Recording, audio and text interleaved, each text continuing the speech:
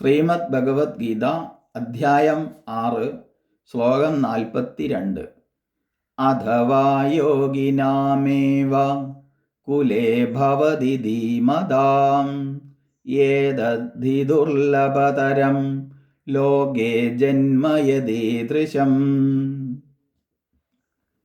അഥവാ യോഗികളും ബുദ്ധിമാന്മാരുമായവരുടെ കുലത്തിൽ തന്നെ ജനിക്കുന്നു.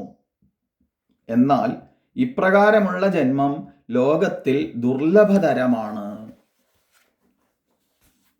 ഇപ്പോൾ കഴിഞ്ഞ ശ്ലോകത്തിൽ യോഗഭ്രഷ്ടനായ ഒരാള്, സാധനയിൽ നിന്ന് വിട്ടുവീഴ്ച ചെയ്ത് അയാള് അതിൽ നിന്നൊക്കെ പിന്മാറിയ ഒരാള്, അങ്ങനെയുള്ള യോഗഭ്രഷ്ടൻ ശുചികളും ശ്രീമാന്മാരുമായവരുടെ വീട്ടിൽ വന്ന് ജനിക്കുന്നതിനെ കുറിച്ച് പറഞ്ഞു. ശുചി എന്ന് പറയുന്നതിന് ആചാര്യസ്വാമികൾ ഒരർത്ഥം തന്നു. പറയുന്നത് പ്രവർത്തിക്കുന്നവര്, പ്രവർത്തിക്കാൻ കഴിയുന്നതേ പറയുള്ളൂ അങ്ങനെയുള്ളവർ, മുന്നോട്ട് വെച്ച കാല് പിന്നോട്ട് വെക്കുന്നവരല്ല. അങ്ങനെ ദൃഢ നിശ്ചയത്തോടു കൂടിയുള്ള ആളുകളുടെ പോരാ, അവർ ശ്രീമാന്മാരും കൂടിയാണ്. അതായത് പൂജാതി ഈശ്വരീയമായ കർമ്മങ്ങൾ, യജ്ഞങ്ങൾ ഒക്കെ അനുഷ്ഠിക്കുന്നവരുടെ കൂട്ടത്തിൽ വന്ന് കൂടുതൽ അന്ധക്കരണ ശുദ്ധിക്ക് കാരണങ്ങളായ കർമ്മങ്ങൾ കണ്ടും ചെയ്തും അന്ധക്കരണ ശുദ്ധി അർത്ഥം അവർ ഈ ധ്യാന മാർഗത്തിലേക്ക് പ്രവേശിക്കുന്നു. ഇവിടെ പറയുന്നത് അതല്ല. ബുദ്ധിമാന്മാരായ യോഗികളുടെ കുലത്തിലും യോഗഭ്രഷ്ടൻ വന്നു ജനിക്കും. പക്ഷെ അത് ദുർലഭമായി ഉണ്ടാവുള്ളൂ. ബുദ്ധിമാന്മാരെന്ന് പറഞ്ഞാൽ ധീരന്മാർ, ധീയം രാധീതി ധീരൻ എന്നാണ് വാക്കിൻ്റെ അർത്ഥം. അപ്പൊ ധീരന്മാരായവരുടെ കുലത്തിൽ യോഗഭ്രഷ്ടൻ വന്നു ജനിക്കുന്നു.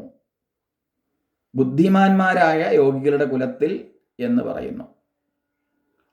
പക്ഷേ ഇവിടെ ഭാഷ്യകാരൻ യോഗികളുടെ എന്നതിന് ദരിദ്രന്മാരുടെ കുലത്തിൽ എന്ന് ചേർത്ത് പറയുന്നുണ്ട്. അപ്പൊ ദാരിദ്ര്യം എന്നുള്ളത് എന്താണെന്ന് അല്പം നമ്മൾ ചിന്തിക്കേണ്ടതുണ്ട്.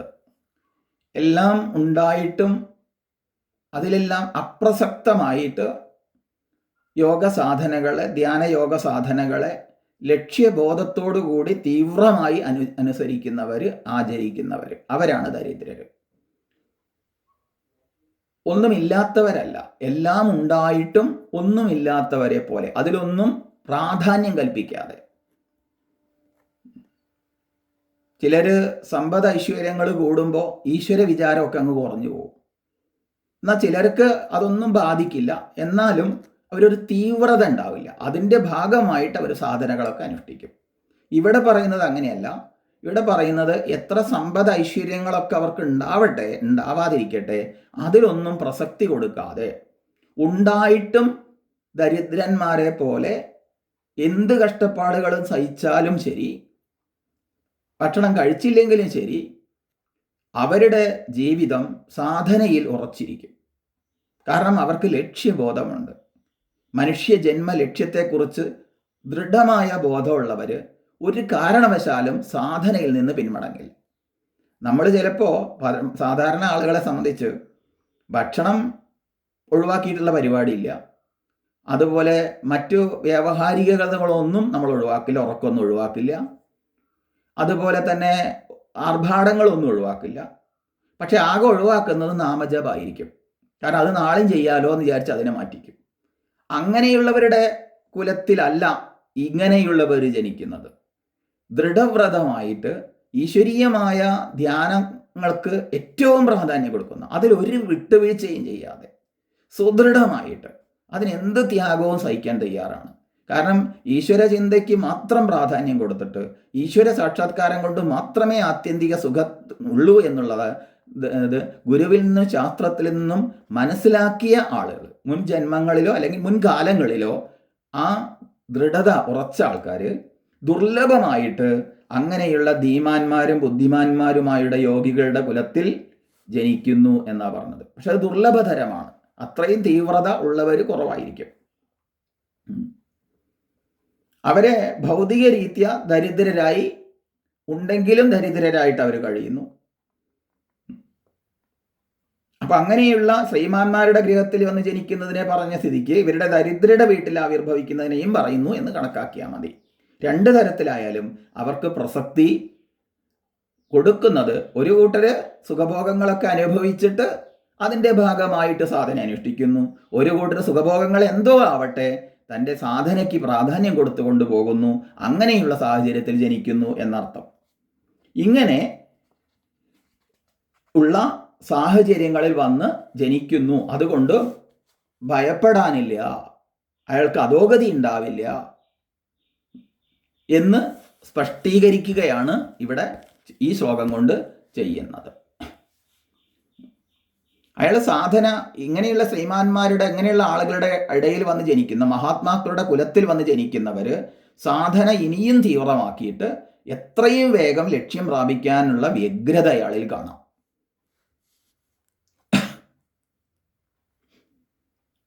ചിലപ്പോൾ അയാൾ വർത്തമാനകാല ദേഹം പതിച്ചതിന് ശേഷമാവും, ചിലപ്പോൾ പതിക്കുന്നതിന് മുമ്പാവും. ഏതായാലും സാധനയ്ക്ക് തികച്ചും അനുകൂലമായ സാഹചര്യത്തിൽ ജ്ഞാനികളായ യോഗികളുടെ കുലത്തിൽ ധീമതാം യോഗിനാം കുലേ എന്ന് പറയുകയാണ് ചെയ്യുന്നത്. ജനിക്കുന്നു, ലഭിക്കുന്നു.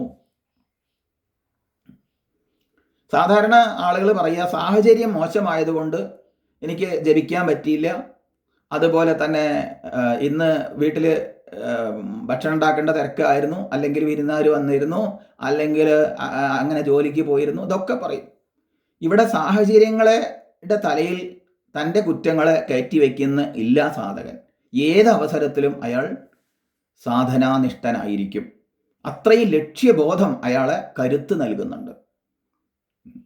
ഇന്ന് തത്വശാസ്ത്രത്തിൻ്റെ കാഴ്ചപ്പാടിലൂടെ നോക്കുമ്പോൾ അതിൻ്റെ ഉത്തരവാദിത്വം സാഹചര്യങ്ങൾക്ക് കൊടുക്കില്ല അയാൾ, അത് തനിക്ക് തന്നെയാണ്. താൻ വിചാരിച്ച കഴിയും. നാവ് കൂടാതെ ജാതന്മാരാകിയ മൂകരെ അങ്ങൊഴിച്ചുള്ള മനുഷ്യർ എന്ന് ജ്ഞാനപ്പാന പറയും. നാവില്ലാതെ ജനിച്ചവർ പോട്ടെ, അല്ലാത്തവർക്കൊക്കെ യാതൊരു ചെലവുമില്ലാത്ത ഈ നാമജപങ്ങൾ, മന്ത്രോപാസനകൾ, ഈ ഉപാസനകൾക്ക് ഒരു ചെലവുമില്ലാന്നേ. അതാണ് ആത്യന്തിക ദുഃഖ നിവൃത്തിക്കുള്ള ഉപായം എന്ന് മനസ്സിലാക്കിയ ഒരാൾ അതൊരു കാരണവശാലും ഒഴിവാക്കില്ല. സാമാന്യ ജനങ്ങൾ അങ്ങനെയല്ല. ഭക്ഷണം ഒഴിവാക്കില്ല, ഉറക്കം ഒഴിവാക്കില്ല, വസ്ത്രധാരണം അങ്ങനെയുള്ള കാര്യങ്ങളിൽ ഒഴിവാക്കില്ല. അതിനെല്ലാം സമയമുണ്ട്. വിരുന്ന് പോകാൻ സമയമുണ്ട്, കല്യാണത്തിന് സമയമുണ്ട്, എല്ലാറ്റിനും സമയമുണ്ട്. പക്ഷേ എന്ത് മാറ്റിവെക്കും? ഈ ഒരു കാര്യം മാത്രം മാറ്റിവെക്കും. ഒരു ചെലവുമില്ലാത്ത ഈ ഈശ്വരീയമായ കാര്യം, ധ്യാനനിഷ്ഠ, അത് ഒരു ദിവസം മുടങ്ങിയാൽ ഇപ്പം എന്താ നാളെയും ചെയ്യാലോ എന്ന് അതിന് അവഗണിച്ചുകൊണ്ട് മുന്നോട്ട് പോകും. എന്നാൽ ഇങ്ങനെയുള്ള കുലത്തിൽ വസിക്കുന്നവർ മറ്റെന്തൊക്കെ ഒഴിവാക്കിയാലും തൻ്റെ ജീവിതത്തിൻ്റെ ലക്ഷ്യം മനസ്സിലാക്കിയ ആള് ആത്യന്തിക ദുഃഖ നിവൃത്തിക്ക് കാരണമാകുന്നത് ഈ ഈശ്വരീയമായ ധ്യാനനിഷ്ഠയിലൂടെ മാത്രമേ ഉള്ളൂ എന്ന് മനസ്സിലാക്കിയിട്ട് അത് മുടക്കുന്ന പരിപാടി ഉണ്ടാവില്ല.